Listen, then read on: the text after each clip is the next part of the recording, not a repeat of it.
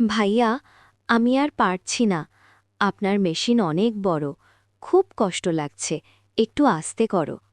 ভাইয়া নরম স্বরে উত্তর দিলেন, আর 1 মিনিট অপেক্ষা করো, প্রায় শেষ। কিন্তু বন্ধুরা, ওই প্রায় শেষ মুহূর্তটাই কখনো আসছিল না। আমার গলা শুকিয়ে কাঠ হচ্ছিল, শরীরের প্রতিটি জায়গা অসহ্য যন্ত্রণায় ঝলসে যাচ্ছিল। ঘরের কোণে মোমবাতির আলো নেভা ছায়াগুলোর মতো লাফাচ্ছিল। আমার ভাইয়া সাজ্জাদ আমার কপালে ঘাম মুছতে মুছতে বললেন, লামহা, একটু সহ্য কর, ডাক্তার আসছে। হ্যাঁ বন্ধুরা, আমি তখন প্রচণ্ড জ্বরে পড়ে ভুগছিলাম, আর আমার ভাই আমাকে ঠান্ডা জলে ভেজা তোয়ালে দিয়ে সারা রাত শুশ্রূষা করছিলেন। কিন্তু সেই রাতের গল্প এতটাই রহস্যময় হয়ে উঠেছিল যে পুরো ঘটনা বলার আগে আপনারা কেউই আন্দাজ করতে পারবেন না আসলে কি হচ্ছিল। আমার নাম লামহা, বয়স ১৬। আমরা থাকি সিলেটের একটি ছোট্ট গ্রামে, আমগাছে ছায়ায় ঢাকা আমাদের পৈতৃক বাড়িতে। আমার বাবা শহরে একটি গার্মেন্টসে কাজ করেন, মাসে একবারের বেশি বাড়ি আসতে পারেন না। তাই বাড়িতে থাকি আমি, আমার বিধবা মা ফরিদা আর আমার বড় ভাই সাজ্জাদ, যার বয়স ২৪। ভাইয়া স্থানীয় একটি কলেজে পড়াশোনার পাশাপাশি পার্ট টাইম চাকরি করেন। মা সাধারণত খুব ভালোই থাকেন, কিন্তু মাঝে মধ্যেই তার পুরনো মাথা ব্যথার সমস্যা বেড়ে যায়।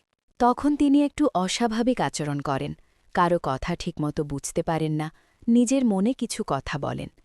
সেই রাতটা ছিল জ্যৈষ্ঠ মাসের এক ভ্যাপসা গরমের রাত।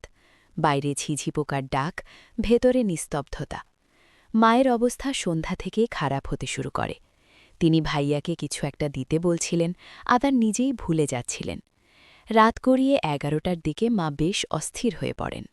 মা এবং ভাইয়া আলাদা ঘরে থাকেন।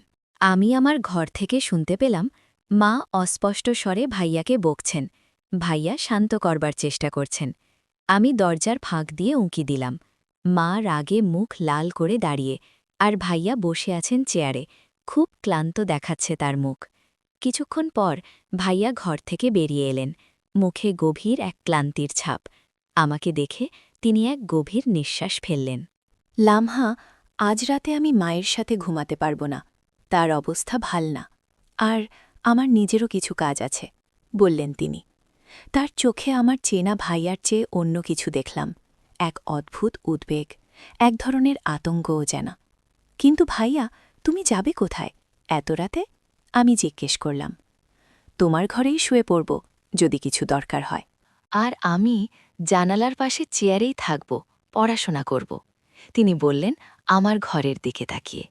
সেই মুহূর্তে আমার গায়ে এক ঝাঁকুনি দিয়ে রক্ত সরে গেল। আমার ঘর, এত রাত? ভাইয়া কখনো আমার ঘরে আসেননি, বিশেষ করে রাতের বেলায়। কিন্তু তার চোখের দিকে তাকিয়ে আমার না বলতে পারলাম না। তার চাহনিতে এক ধরনের অসহায়ত্ব লুকিয়েছিল, যেন তিনি কোনো বিপদ থেকে পালাতে যাচ্ছেন।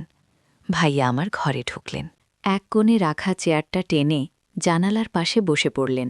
তার হাতে একটি পুরনো বই। তিনি বইয়ের দিকে তাকালেন না, বরং বাইরের অন্ধকারের দিকে হারিয়ে গেলেন। ঘরে তখন শুধু পাখার আওয়াজ আর আমার নিজের নিঃশ্বাসের শব্দ। আমি বিছানায় শুয়ে চুপচাপ তাকিয়ে রইলাম। মায়ের ঘর থেকে কোনো আওয়াজ আসছে না, সবাই যেন মৃত।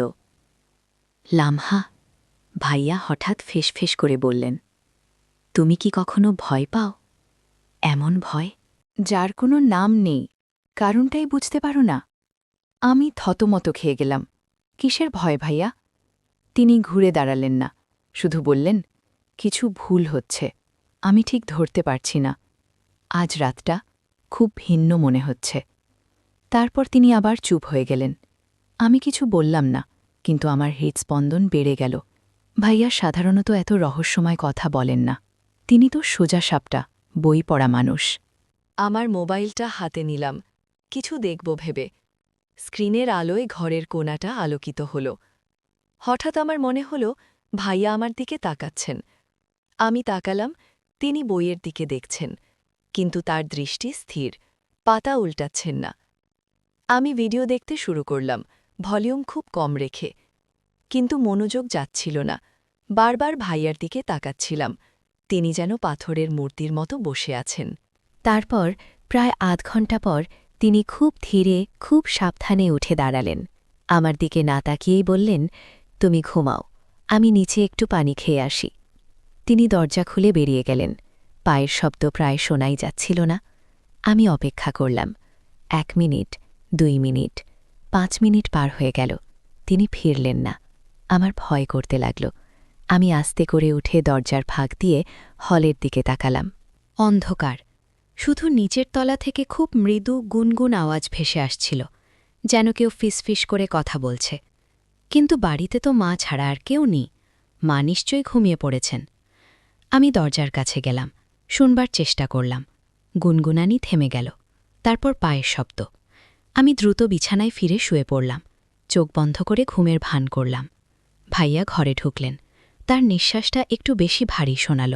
তিনি চেয়ারে বসার বদলে এবার সরাসরি আমার বিছানার পাশের মেঝেতে একটা চাদর পেতে শুয়ে পড়লেন। আমি নড়তে পারছিলাম না। তিনি এত কাছে। তারপর তিনি বললেন ঘুমের ভান ভেঙে, লামহা, তুমি জেগে আছ? আমি চোখ খুললাম। অন্ধকারে তার চোখ দুটো যেন জ্বলজ্বল করছিল। ভাইয়া, তুমি কোথায় গিয়েছিলে এতক্ষণ? মায়ের ঘরে গিয়েছিলাম, তিনি বললেন, কিন্তু তার গলায় একটু কাঁপুনি ছিল। তিনি ঘুমিয়েছেন। সত্যি বলছিলেন? নিচের তলার আওয়াজটা কি ছিল? ভাইয়া, আমার একটু ভয় করছে। আমি স্বীকার করে নিলাম। তিনি কিছুক্ষণ চুপ থেকে বললেন, ভয় পেও না, আমি এখানে আছি। কিন্তু তার কথায় সান্ত্বনা ছিল না, ছিল এক ধরনের বাধ্যতা। তিনি হাত বাড়িয়ে আমার কপাল স্পর্শ করলেন। তার হাত ছিল বরফের মতো ঠান্ডা, ভিজে ভিজে। জ্বর তো একটু কমেছে, বললেন তিনি, কিন্তু হাতটা সরিয়ে নিলেন না। তার স্পর্শে আমার গায়ে কাঁটা দিয়ে উঠল। এই স্পর্শ শুধু মমতাময়ী ছিল না, এর মধ্যে এক ধরনের তীব্র কৌতূহল ছিল, এক নেশার মতো জিদ, যেন তিনি শুধু জ্বরই নয়, আমার ভেতরের কোনো উত্তাপও মাপছিলেন। তারপর তিনি হঠাৎ উঠে বসলেন। তোমার ঘুম আসছে না, তাই না? তার গলায় একটু কর্কশ শোনাল। তাহলে আমি একটা গল্প বলি, আমাদের বাবার গল্প। আমি নিঃশ্বাস রুদ্ধ করে শুনতে লাগলাম। তিনি বলতে শুরু করলেন, আমাদের বাবা শহরে শুধু চাকরি করেন না, তার আরেকটা জীবন আছে, আরেকটা পরিবার। বললেন, মায়ের মাথার সমস্যার পেছনে আসলে বাবাই দায়ী। বললেন, বাবার জন্য মা কিভাবে ধীরে ধীরে নিজের মন হারিয়ে ফেলছেন। কিন্তু ভাইয়ার গল্পের ডিটেলসগুলো এলোমেলো, একবার এক রকম শোনাল। তার কণ্ঠস্বর ক্রমশ উত্তেজিত হয়ে উঠছিল, আর আমার দিকে তার দৃষ্টি যেন আঠার মতো লাগছিল। তিনি আমার হাতটা ধরে ফেললেন, আঙুলগুলোতে জোর দিয়ে চাপ দিলেন। তুমি বুঝতে পারছ লামহা, আমরাই বাড়িতে আটকে আছি, মা আর আমি। আমরা একসাথে আটকে আছি একটা গভীর সমস্যায়। আর তুমি এখন বড় হচ্ছ। ভাইয়া, তোমার হাত। আমি টান দিতে চাইলাম। চুপ! তিনি হঠাৎ গর্জে উঠলেন। তারপরে নিজেকে সামলে নিয়ে আস্তে করে বললেন, ক্ষমা করো, আমি আমি খুব ক্লান্ত। কিন্তু হাতটা ছাড়লেন না, বরং তার আঙুলগুলো আমার হাতের পেট দিয়ে উপরে বাহর থেকে এগিয়ে আসতে লাগল। তার নিঃশ্বাস আমার গায়ে লাগছিল, আমার শরীর শক্ত হয়ে গিয়েছিল। এটা আমার ভাই নন, এটা কেউ অচেনা, বিপজ্জনক। ঠিক তখনই দরজায় টোকা পড়ল। টক টক টক। ভাইয়ার শরীর শক্ত হয়ে গেল। তার হাত আমার হাত থেকে সরকে গেল। কে? তিনি কর্কশ্বরে বললেন। দরজার ওপাশ থেকে মায়ের ভয়ার্ত বিভ্রান্ত কণ্ঠস্বর ভেসে এলো। সাজ্জাদ, সাজ্জাদ, তুমি এ ঘরে? আমার খুব ভয় করছে। আমার ঘরে কে যেন আছেন। ভাইয়া দ্রুত উঠে দাঁড়ালেন। তার মুখে একসঙ্গে রিলিফ আর হতাশা ফুটে উঠল। মা, আমি আসছি, বললেন তিনি। আমার দিকে তাকিয়ে অন্ধকারে যেন একবার মাথা নাড়লেন, সতর্কবাণী দিয়ে। তুমি শুয়ে পড়ো লামহা, দরজা বন্ধ করে ঘুমাও। তিনি বেরিয়ে গেলেন এবং আমি দরজার শিকল লাগিয়ে দিলাম। শরীর দিয়ে দরজায় ঠেস দিয়ে বসে পড়লাম, কান পেতে রইলাম। মায়ের ঘর থেকে এবার কোনো আওয়াজই আসল না। ভাইয়া আর খেলে এলেন না সেই রাত। পরের সকালে আমি কাঁপতে কাঁপতে মায়ের ঘরে গেলাম। মা বিছানায় বসে জানালার দিকে তাকিয়ে আছেন, চোখে অত্যন্ত ভয়। মা, ভাইয়া? আমি জিজ্ঞেস করলাম। মা ধীরে ধীরে আমার দিকে তাকালেন, তার চোখে চিনতে না পারার ভয়। তোর ভাইয়া? সে তো কাল রাতে বাড়িতেই ছিল না, সে তার বন্ধুর বাসায় গিয়েছিল, ফোন করেছিল। কিন্তু মা, সে আমার ঘরে ছিল। আমি চিৎকার করে উঠলাম। মা মাথা নাড়লেন। না বাছা, তুই হয়তো জ্বরের ডেলিরিয়াম দেখছিলি। সাজ্জাদ সকালে বন্ধুর বাসা থেকে ফোন করেছে, বলেছে আজ ফিরবে। আমি হিম হয়ে গেলাম। তাহলে সেই মানুষটি কে ছিল, যে আমার হাত স্পর্শ করেছিল, যে আমার বাহুর দিকে আঙুল বুলিয়েছিল, যে বাবার গল্প বলে আমাকে ভয় দেখিয়েছিল? সেই যদি সাজ্জাদ না হয়, তবে কে? আমাদের এই নির্জন বাড়িতে মায়ের অসুস্থতাকে পাশে নিয়ে সে কিভাবে ঢুকল? আর ভাইয়া সত্যিই কি বন্ধুর বাসায় ছিল, নাকি সেও কোনো ভয়ের কারণে পালিয়েছিল? সেই দিন সন্ধ্যায় ভাইয়া ফিরলেন।